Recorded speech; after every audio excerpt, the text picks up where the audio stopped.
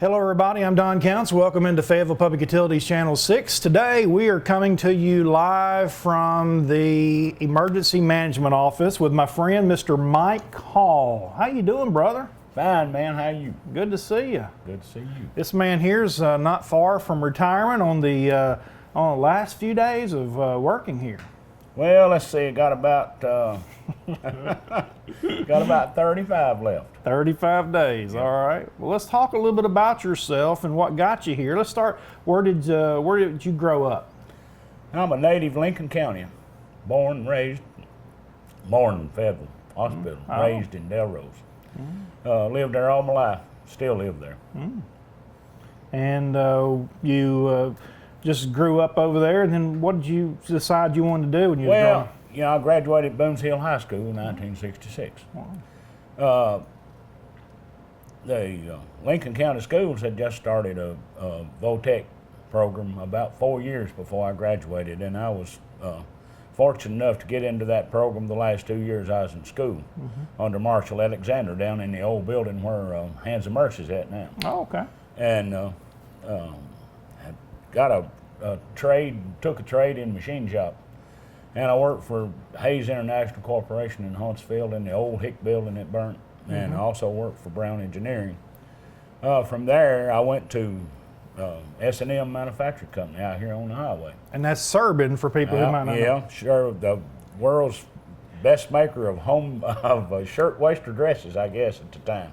Wasn't a lot of men that worked there. No, there's about 350, 400 ladies and about a dozen and a half men. You know, that's a story within itself. That would be a great story, wouldn't it? That is right. I worked there about 4 years, moved on to Colonial Corporation of America, which is based out of Woodbury, Tennessee. And my home place was in Ardmore.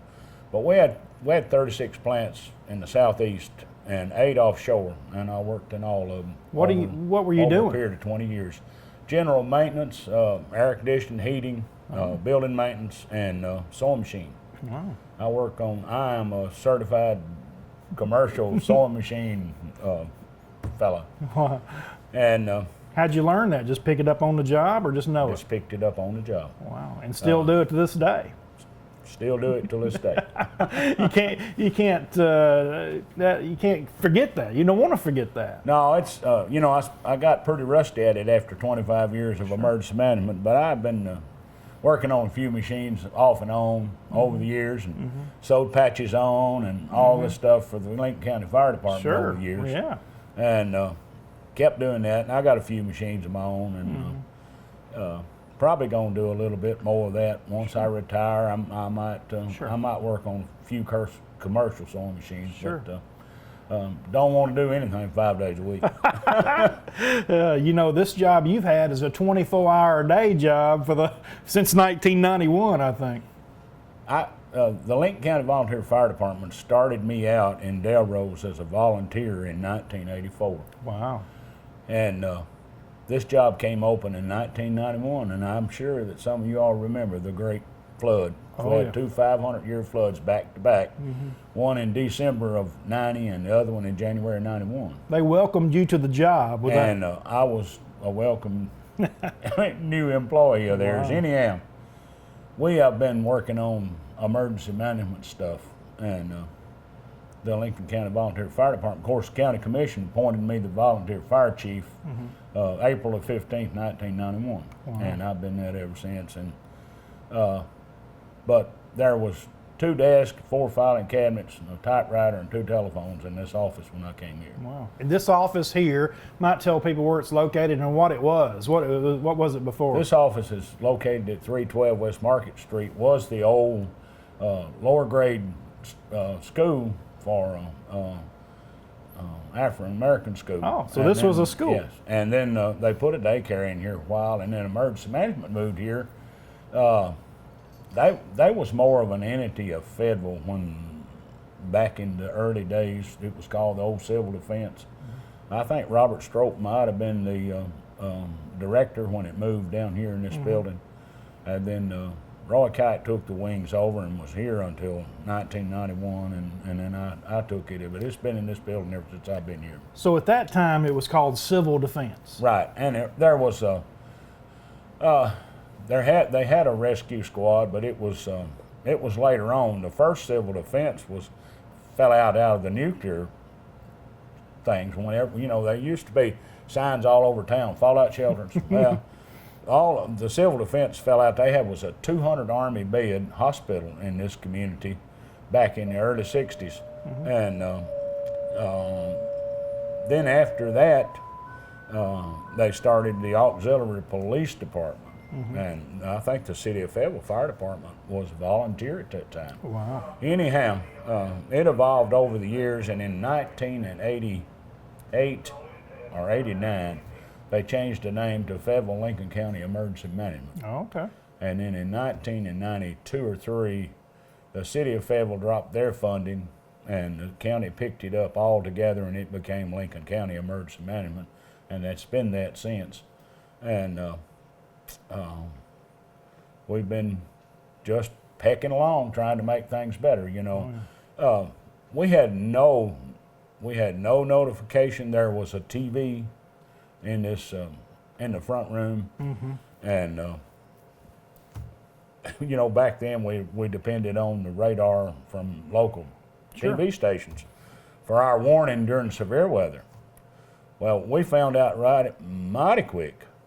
We had really bad weather one afternoon, about I think it was after the great big ice storm in '93, but we had severe weather the next year maybe, and there wasn't anything here. And we had folks out at the old showgrounds on a walk, Hart Walk, and there were several things going on in the community. I remember that day.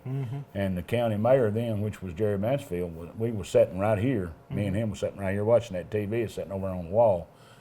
And we did not get any notifications. And Kathy and I had been working with the regional office of FEMA on a program that they had going, and the James Lee Witt initiated was it was a safe place to go in time to get there. Oh, yeah. And we didn't have that. Wow. But we had got out and beat the bushes and got some churches to agree to open up, and we opened the courthouse that time and used underneath the municipal building where you could pull in a car if it got really bad, And that kind of started a program that we still have, and it's shelter before the storm, and that's unheard of in those days. And the American Red Cross did not like that idea that we do that, but we did develop that here, and it's nationwide now. Wow. And so that's one thing we're proud of. But anyhow, when it was all over with, about 7 o'clock, Jerry got up out of the chair over and he said, "Fix the problem." It sounds like I think he was as nervous as I was. Sure. Fix the problem. Whatever it takes, we got to fix it. Yeah. So now we've got all this, and we've got all this technology, and that's really cool. And this is a direct line to the National Weather Service in Huntsville, Alabama. Wow. I can pick that up, and they'll answer me. And this is a direct line to Tennessee Emergency Management. Wow. This is amateur radio. Sure. And this is a satellite-based feature here.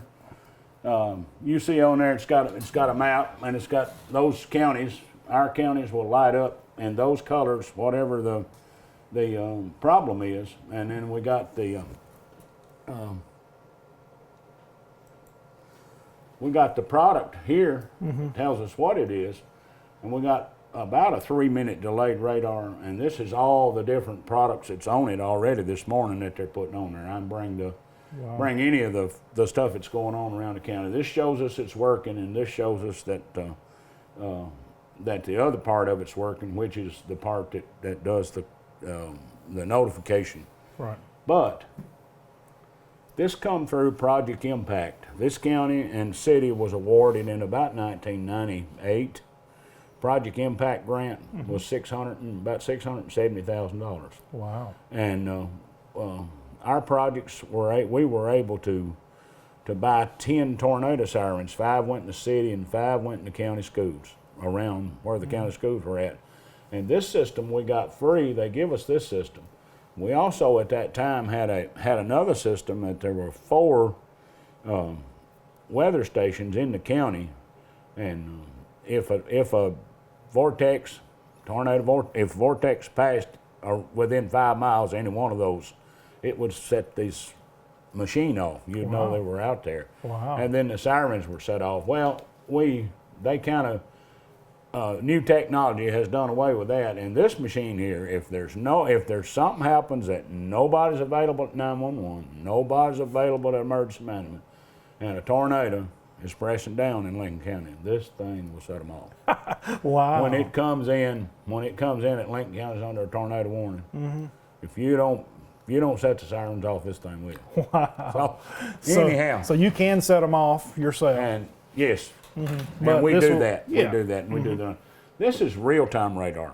Okay. This is the Barron real-time radar. Okay. We have one here, and there's one in the municipal building. No, it's not one in this building. One in the 911 building. Gotcha.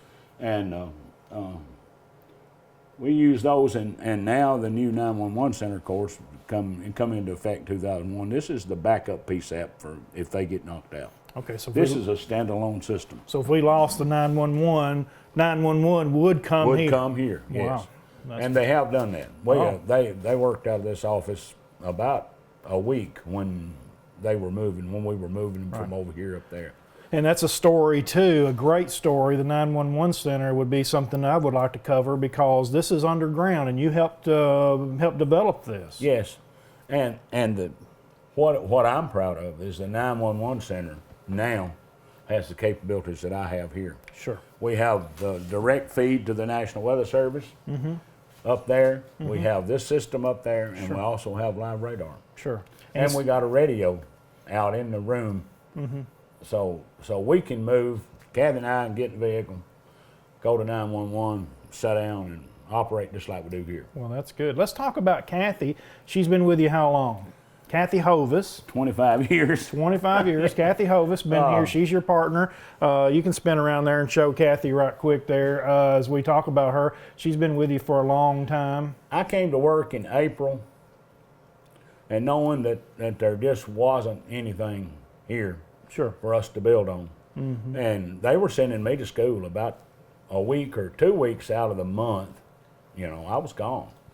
And I talked to Jerry. I said, look, we need some help. I need some help. Sure. You have a lot of if paperwork. If we're going to develop this emergency management and put anything in place, I'm going to have to be to where I don't have to answer the telephone and do the paperwork.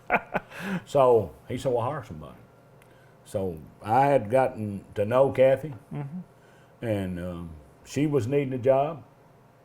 So she was brought in. Well, I brought her on board in September after I came in April. Oh. And she's been here ever since, and she has the same qualifications that I have. Well, let's talk about qualifications. That's a lot. I mean, I'm involved a little bit, and it's just minute what I know. But let's talk. I mean, she's wrote down some of these. There's no way I can know or read them all. But let's just start from the early days. What you had to do early, and then what you've got today. Well, they were Tennessee Emergency Management and FEMA had a big push on to develop emergency managers into professional folks that could do the job, interviews like this, or just do the job that they needed to do. And it's called the Professional Development Series. And believe it or not, I was the first one of the Tennessee emergency managers to finish the Professional Development Series at that time. Went to Emmitsburg and stayed 2 weeks. Emmitsburg, Maryland, which is a training center for the National Fire Academy and the National Emergency Management Center is all there. And I went there and finished the series in 2 weeks, and then when you have all of this other stuff that they throw at you, all of the radiological stuff's got to be done. Where you do know if you radiation goes up, you know it. You have a sense to know it, and just numerous other things that we have to do. Of course, we're responsible for the planning for everything in Lincoln County, city and county, Sure. and Ardmore and Petersburg. Right. So this office is really a metro government. You have to. You're doing it for all. Kathy is the grant professional for this county and city. Takes care of all the grants, and she also takes care of all the grants for District 6, which is 6 county. We just got through with the last Homeland Security grant, trying to get it pushed through, and And no telling how many millions of dollars of grants she's brought to this county. no. To touch on one thing before we leave the grants, this county has received probably somewhere upward $4.5 to $5 million grants in the last 25 years. Wow. More like 10, she says. Yeah. So, Yeah. you know, the fire department been blessed. Yep.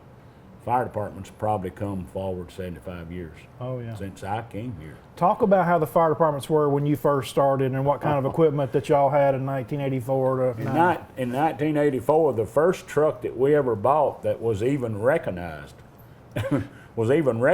by anybody as being a fire truck was a 1959 model. And now we're talking about 84. You know, and it was bought from Harless Fire Equipment and put in the new station at Darrow's, the last one that was opened up at that time. But Park City and Mulberry were the first 2 fire departments, and Mulberry, I think, was actually on board before the county in 1972. Wow. County Commission decided they'd get in the fire business, and they bought a 72 Ford truck from Harrison Ford and sent it to Harless Fire Equipment, and had the fire body and the pump put on it, which it was a big old pump, 250 gallon minute, you know. and then they had a 76 Ford tanker later on. Elora had an old 68 Ford truck, looked like a swayback mare coming down the road. They had cut the frame, put it back together, and it did look terrible. And then I think during the tenure of Robert Strope, there was 6 TVA trucks bought. 5 of them were pickup trucks, and we had 1 big truck. They were all, I think we got 3 Chevrolets maybe and 2 Fords, 77, 78 models. And then that big Chevrolet truck, it was at Flintville for a fire department. They kept an old tater house for a long time. Oh, You know, yeah. people at Flintville know what I'm talking about, older people will. Yep. Then they moved over to another little building that they built on school property, and then there was another metal building took there. They're still there. Now Flintville's got a new up-to-date fire station, and then there was Delrose was added. Of course, we had a truck at Blanche, a truck at Boone's Hill, a truck at Petersburg, a truck at Vantown, and a little truck at Mulberry. That was the 5 little pickups.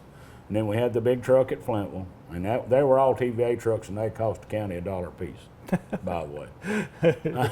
And I think even TVA furnished the stuff to set them up with. Wow. But anyhow, and then they added Delrose and Howell and Malina. And then later on, after I came here to work, in about 94 or 5, they added Central to take care of the city limits. And then we had all kind of growing pains. We didn't have any turnout gear much. When Delrose got in, we got a pair of boots apiece, a coat apiece, and a helmet apiece. So, okay, boys, y'all firemen. Well, you ought to go around the house fire. You ought to go around the house fire at 1,300 degrees without any pants or anything on. Oh, You know, yeah. it's terrible. Sure. Anyhow,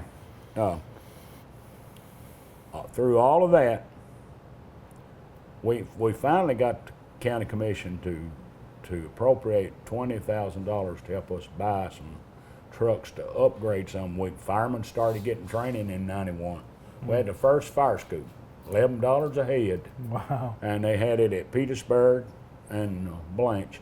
And there was 20 firemen. There was one other man that had been through fire school before then. That's David Hunter. And he took money out of his own pocket Wow. and went to fire school in Murfreesboro and went through a solid week of it and got his credentials to fight fire. Oh. And David done a tremendous work over the years by going in, getting there in time, and going in and putting the house fire out because he knew what he's doing. Oh, wow. And I did not realize he was a trained fireman. Yes, David he is. Hunter, we all know him, and a very respected man. And yeah, he was his instructor at fire school. He services our trucks now. I don't know whether you've ever seen the guys that service the trucks or not, but the big old tall boy, slender. Oh yeah. His name is Jerry Cruz. He was David's instructor. Me and him laughed, talk about that a whole lot. He said David Hunter was the only man to ever. They used to set a ladder out, and 3 or 4 firemen get on each side of it and hold it, and there'd be one man go straight to the top of it, and it'd stand it straight up. And he said the only man I ever trained at school that when I come out of the building, he was sitting straddled to the top of that ladder was David Hunter. But anyhow, Yeah. to get back to the training. Sure. We had the first fire school was at Petersburg and Blanche, and then we started, when I came to work here, and the next year I cleaned the upstairs out. We done away with the old 200-bed hospital, and I cleaned this room up above us. And we had our fire schools there for several years, and we had one every year. We've had a fire school almost every year for the last 25 years. There might have been a year or two we missed. We've had a lot of turnover. Now we have the new program, thanks to Ms. Ovis and the commission, to keep funding it. We have the new program that we call it LOSAP, but what it is, it's a program, it's a grant that started with a grant, and it helps you recruit firemen, helps you retain firemen, and it helps you reward firemen. Wow. And that grant is a good thing. It's cut down on our turnover a whole lot. Sure. But all the firemen now got about 82, 3, 4 hours here in the county. They got to go to school. That's a must now. You can't be a fireman without going to school. And then they got 22 hours of live burn in Deason at the new fire school. And then they got to come back and get hazardous material. Got to have National Incident Management System, NIMS. All of that is required, and got to have EVOC. We got to learn them how to drive. Oh yeah. That's That's emergency vehicle operation. That's right. And we have to do that once a year. We don't have to drive but every 2 years, but we've got to go through the course every year. And that's just some of the things. I mean, when a fella volunteers his time to be a fireman or any of the other services we offer, he's got to realize that he's got from 120 to 250 hours of training he's going to have to take before he can even can't use that water hose and drive them trucks without all this training. And now we have the medical program. First responder. First responders, which you're one of, by the way. We have several first responders around the county, and I'm going to tell you, the first year, give you a good example of the first year, there was about 24 or 5 cardiac arrests in Lincoln County. 13 of them were saved by volunteer firemen. Wow, that's a good number. Now that's, if you don't think that program works, Right. and we do a lot of things that folks don't realize we do, but the same group of volunteers, when I touched on the rescue squad a few minutes ago, but it just didn't work. They had to come from their job or come from home into town. Their equipment was all here. They had to get geared up to go to Delrose to drag the river. Well, a man jumps in the river, you need to be dragging 4, 8, or 10 hours later, and we just couldn't get the job done. So the county commission, when we talked about it, and we said, well, let's put the rescue squad, if they want to get in the fire department. Don't just do away with them. Put them in the fire department if they want to get in the fire department, and put a rescue squad in every community where we had fire departments. Smart move, I'm not the only one to come up with that, but Yeah. that was what we did Yeah. at that time.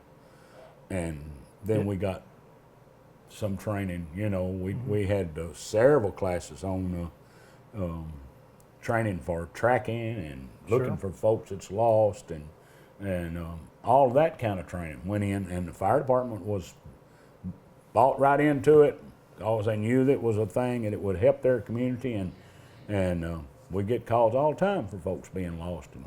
Yeah. And what things about like extrication? That came along. Automobile extrication came along. I'm going to say somewhere in the late 90s. Okay.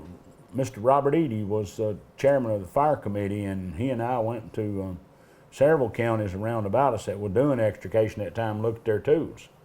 And we already had a set of Hurst tools at the hospital that the ambulance service was trying to run, which that don't work. You know, John Fitzsimmons got to go get them, put them in his truck, take them to an incident. Wow. 20 minutes after a wreck, and that means, well, you save somebody's life or not. Sure. Of course, it was better than nothing. Right. So he asked us if we'd be interested in taking over extrication, and we bought a new set of tools and put here. If you remember, when it first, we run it out of this station. Right. And then as traffic increased in 4-lane 64 and that kind of thing, we bought a set and put it at Park City. We actually moved this set to Park City because of Huntsville Highway is more dangerous than Sure. Indianapolis 500 at the time. You know? And, That's for sure. really. That's right. And that's not a slam on anybody. No, That's just the way it is. fact. And then we bought a set and put at Petersburg. We bought a set and put it at Flintville. I think Flintville was the second set we bought. Darrow's was the third set. Maybe we bought both of those same year. And Park City a new set and moved the old tools to Petersburg the way it was. Yeah. Now there's a set here again. So, So we actually got 5 stations now that run extrication. And Sure. how many lives does that save? Oh no, there's no telling. No telling. No telling. I don't know if I could express it. I can't express it in words how valuable a service that Lincoln County Emergency Management and the Lincoln County Volunteer Fire Department do this community. That's true. You know, I mean, it's Oh yeah. remarkable Oh yeah. how you can have 146 volunteers, and most of those folks, if they're available, and they set the pagers off, they're going. You know, and you know, we had a problem. We had a problem back in the middle 90s of folks wanting to go too much. I mean, other stations responding, and that became dangerous. And Yep. we had to kind of So we had to zone it. now if we have a house fire for ISO reasons. ISO says you got to deliver 4,000 gallons of water to the fire to get a good grade. Tell everybody what ISO is. Well,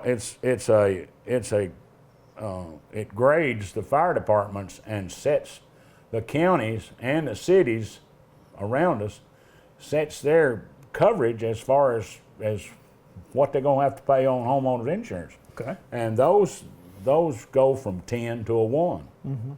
And the biggest jump that you make is from a 9 to an 8 as far as savings goes. But for those reasons, we got into the business of trying to, after we got the grants, started getting the grants, getting the new trucks, and we'll cover that in a minute. But ISO rating in Lincoln County right now is a split class. It's a 9-7. So folks, it's in 1,000, and our new water man is putting in fire hydrants all the time. He's really helping that situation. And if you live in 5 miles of a fire station and 1,000 foot of a hydrant, you're a 7. Wow. And that's about a $600 a year savings on your homeowner insurance. People So don't realize. everybody be wanting a fire hydrant if they live in 5 miles of a fire station. Sure. And 90% of the population of Lincoln County live in 5 miles of fire station. Right. So that's ISO in a nutshell. We did test for it a couple of years back. I mean, Flintville and Vantown did a water shuttle out there and got theirs lowered at one time to a split class 9-8. And that was great at the time. And we took that area in around the Flintville station to cover as many houses as we could to get that homeowner's insurance down. You know, a lot of the firemen didn't necessarily like giving up some of their zone, but it was for the betterment of the group. Right. And after they understood that, they didn't Sure. have a problem with it, you know. But Sure. it's a matter of us trying to grow and grow fast, because we was so far behind to start with. Sure. And catch up and do the things that we needed to do to better protect our communities. And you know, I was about to touch on something a while ago about the ISO thing. We send in the daytime, if there is a structure fire, we send 3 stations. We send the station in the zone and the closest 2 stations to it. And that is for manpower, basically. Sure. Because I think Flintville's got like a 2,000 gallon tanker, and they got 1,500 on their pumper, and 500 on their rescue. How many is that? 4,000. Well, that's what it requires. Oh. And the stations that don't have but like 3, all the new pumpers are pumper tankers. So you can use those either way, and ISO recognizes them either way. If I page 3 stations, you're going to get 1 pumper and 2 tankers, or you're going to get 3 pumpers, whatever you need. But those get credit for the water anyway. And we used to have a problem with how it was paged out and when it got paged out, but ours is not automatic. Ours is standard operating procedures, which makes the difference as far as ISO is concerned. If it was automatic, they'd still have to know that they might be paged out or this, that, and other. If it's standard operating procedure, they know if Fantown's got a fire, Flinton Park City's going to be rolling. Right. If it's in the daytime. If it's at night, 2's going to roll. Explain to the people in the county how the water system works, how we use dump tanks. Maybe can you explain that? We due to our inability, a lot of the guys can pump water, but they don't understand the vacuum that the trucks pull. You know, we have those trucks tested every year, and all of our trucks now tested every year, and they have to pull a vacuum. That means they have to pull the water up 10 foot and in 10 foot, and they have to sustain flow for so many minutes, and then they test them full bore to see if they'll still pump the water they were designed to pump. By the way, we just had our trucks done, and I was amazed. We had bought all the stations in Lincoln County got trucks but 4. And we opened a station up at Taft, and we had to put a truck in Boone's Hill, and 1 in Belleville, 1 over here, and 1 at Blanche, or Taft. And the county had bought trucks for those 4 stations at about somewhere between $15,000 and $30,000 a piece. And we bought an 87 Ford and out of Houston, Texas, and we went and got it and drove it back. Casey told me, the guy that tested it, he said, "Boy, that truck's still in good shape." That's why. He said it took 50 more RPM to produce 750 gallon of water a minute than it did the day it was built. Wow. 50 more RPM on engine's nothing. Oh, that's right. That's right. So the bottom line is, he's saying county fire do not hook to fire hydrants. Most people don't. No, we don't. No, we don't, because of that vacuum. And we do what they call a water shuttle, countywide. And we fill the tank trucks right straight out of the hydrant. No pumps involved. Just run it gravity flow out into the tank trucks, and then the tank trucks haul it to the fire. And we set out a big tank, which is taking a fire hydrant with you, basically. Really? We set out a big tank, and those are 10-inch chute on the back of those trucks or the side of them. And you back up there and pull that chute, and it dumps that 1,500, 2,000 gallon of water in that tank, and the fire truck's drafting it right into the pump. Fireman's got plenty of water. You know, one of the big reasons that we had to do something and had to go to tank trucks, and we tried a little bit of everything. This drop tank is absolutely the best way to go for us. We tried a lot of different things back in the 90s and the early 2000s to try to not run out of water. You know, a lot of times you get out there and get a fire knocked down, and if you didn't have but 250, 300 gallon of water, or 500 gallon on some of these trucks, you get out there and get a fire knocked down, and it'd catch back up and burn down before you go get some more water. Yeah. But we don't have the problem we had with the shortage of water countywide then, as we Right. do. We had a big problem then. We don't have near the problem we had. Right. And county water is amazing. They've done an amazing job of trying to get new hydrants put in and keep the water flow up and let us use it at our will, beck and call, you say. Anyhow, those things, and that has saved a lot of structures. Now, if we get a call in the middle of the day and the house on the ground, we're going to save the steps.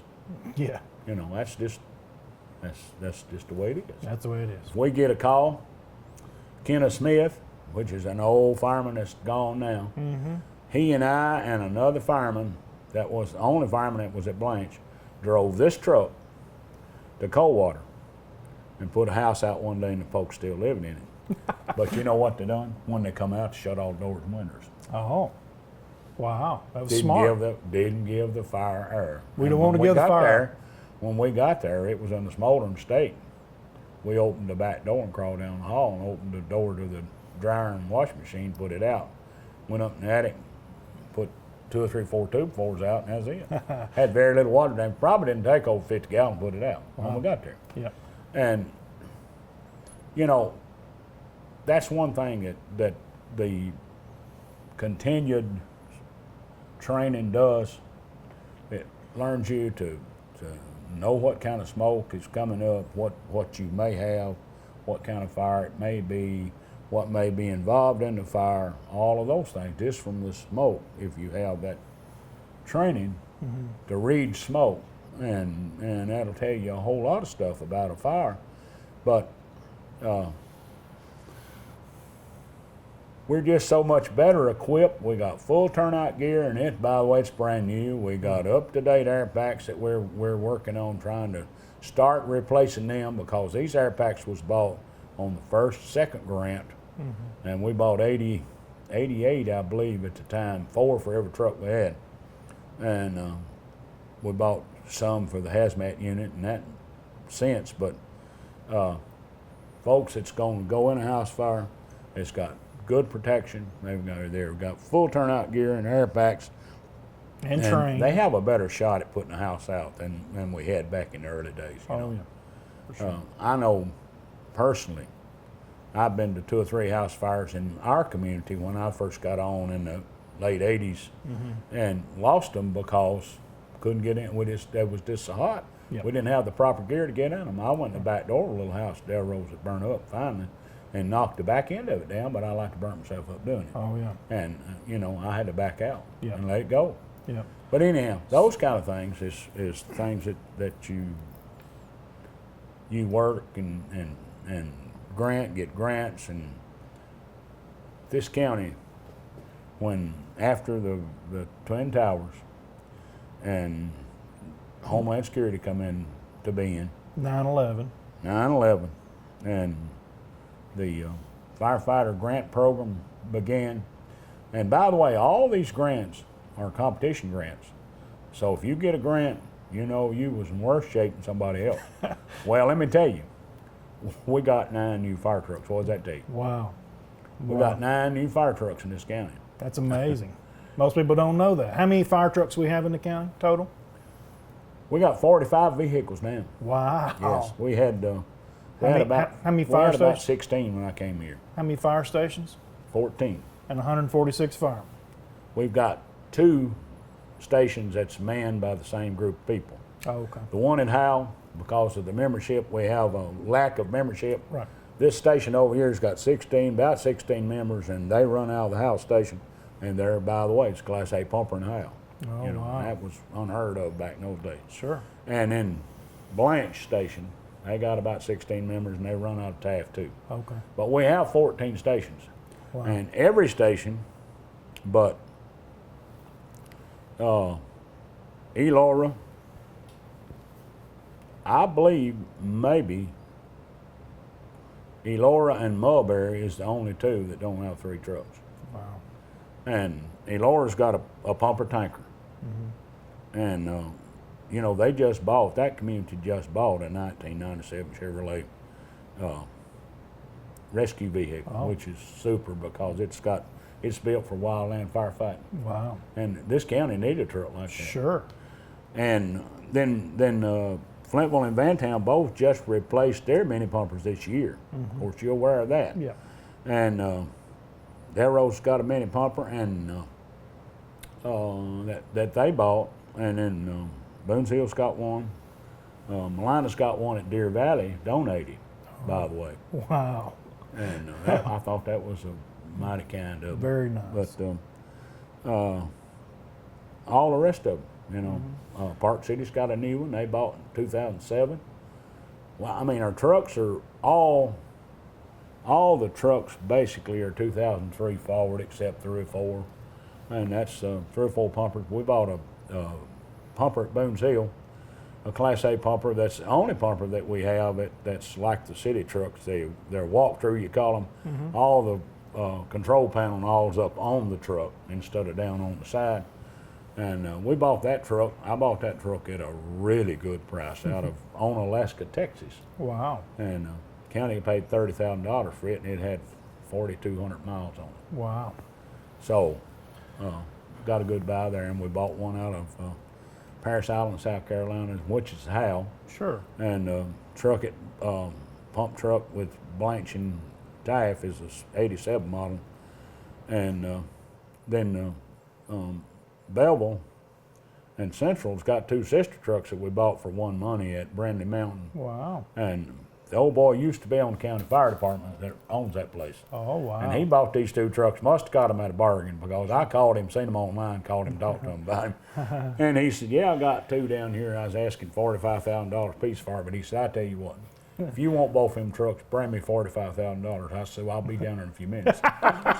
So, Yeah. you know, that's just some of the things that we've looked out, and the first equipment grant we got was $657,000. The second grant we got was $225,000. Wow. And then Flintville, Vantown, and Elora all got a new fire truck same year. Wow. And then Melina and Delrose and Blanche and all those folks got Park City, got new trucks over the years. I think the latest new truck we got is the tanker we got at Vantown. It's a 2010, I believe. Wow. But You've seen so many changes in the fire department, but you've also seen many, many disasters in our community. Most people probably, you live through it, you move on and forget about it, but you've seen floods, and in like recent years, we've seen some serious tornadoes.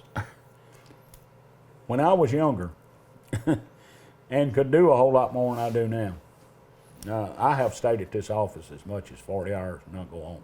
Well, I'm sure.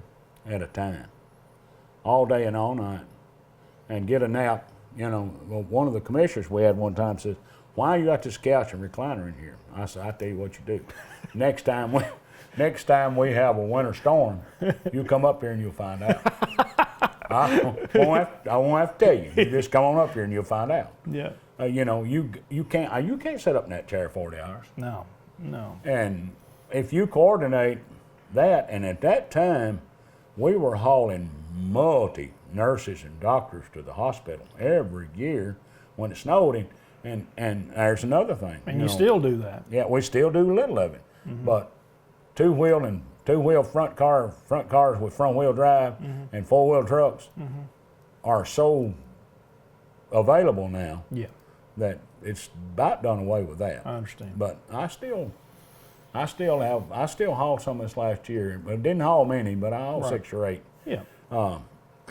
It's important because you got to get the personnel to the hospitals and keep them rotated out. So it's very important, and I know y'all do that. No matter what if it's a tornado watch or warning, y'all are usually here. And we are. Anytime this county, by contract with federal government, anytime this county goes under watch or warning, this office is supposed to be staffed. Okay. Now, if we go under a tornado watch, and this is just common sense. Sure. If you go under a tornado watch 8 o'clock in the morning. Sometime when they see it's going to be imminent, sometime they like to put the watch out at 8 o'clock in the morning, and tornado. Really, the weather not get bad. I have drove up and down the road all day long, and sunshine, the wind blowing, and everything else. We was under tornado warning. But Yeah. any time that we're under a watch or warning, this office is staffed, or we to where we can get. We got to roll over on our phone system, and we roll that phone over. Yeah. I mean, we're going to try to take care. This office is going to try to take care of the folks in that event. You know, we worked a tornado, and FEMA actually wanted to know how in the world we moved so much debris so quick when other counties had had a major problem with moving debris. Well, I can tell you, Kathy and I had made a lot of friends over the years, and we have worked a lot of tornadoes and rather than Lincoln County, and we had all those folks coming here and help us. You know, for one good example, Sumner County had no business in Lincoln County, but we worked 2 tornadoes for Sumner County. Helped them work 2 tornadoes. Guess what that emergency manager done? He told his road superintendent, "I'll go with these guys. You just let me have 7 or 8 of your trucks." Wow. They brought trucks and equipment to load, come here, and all Tim Gill had to do was keep them fueled and place to park them at night. And you know, the military come in and hauled, and we had folks from Giles County, sent trucks from Giles County and other places, and we moved a lot of debris quick. The true volunteer state, for sure. That's exactly right. Absolutely. You know, we've come a long way, and you and Kathy both have all of these incident command, all these all the schooling you've had to do to keep up with all of that. It's just incredible. Yes, she's an instructor. She's a fire school instructor. I was for a long time. Got involved with National Incident Management System and teaching NIMS how to operate during an emergency, chain of command, all kind of things like that. There has to be some type of system that you work off of. And I tell you, during the tornado, we lost the 911 center. You know, the emergency operations center. Our phone system was a little bit iffy at the best, but we lost it completely, and we lost a lot of other things. We had to go back to the old style of having 3 or 4 meetings a day to find out where we needed to apply the resources next. Wow. Let me tell you something. You're from FPU, and I want to make one statement that I have encountered over the last 25 years. FPU, when we have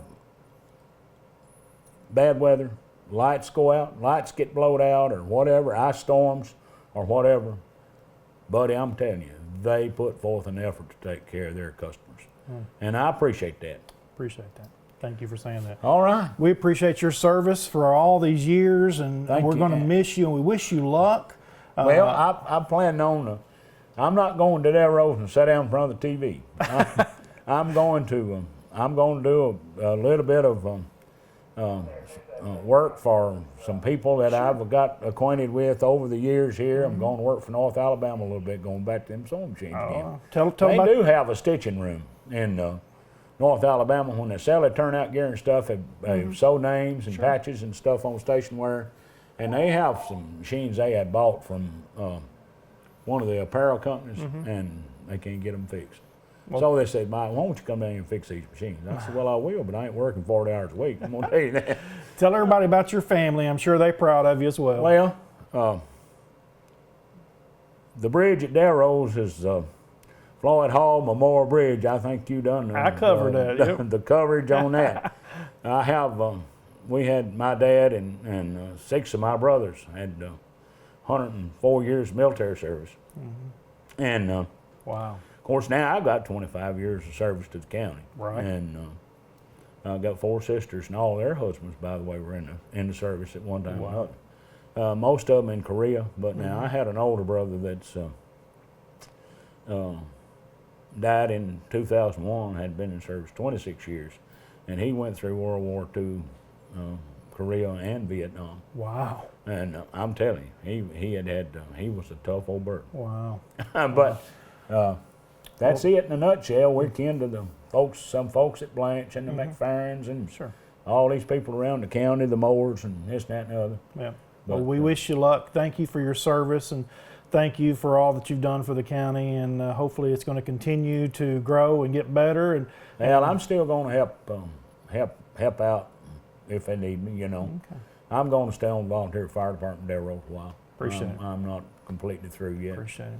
Thank you. Thank you very much. Thank you, Don. From the Emergency Management Office here in Lincoln County, Tennessee, Fayetteville, we've been talking to Mike Hall, been here since 1991, and we appreciate him talking to us today. We appreciate you watching here on Fayetteville Public Utilities Channel 6, and we'll see you back in here next time.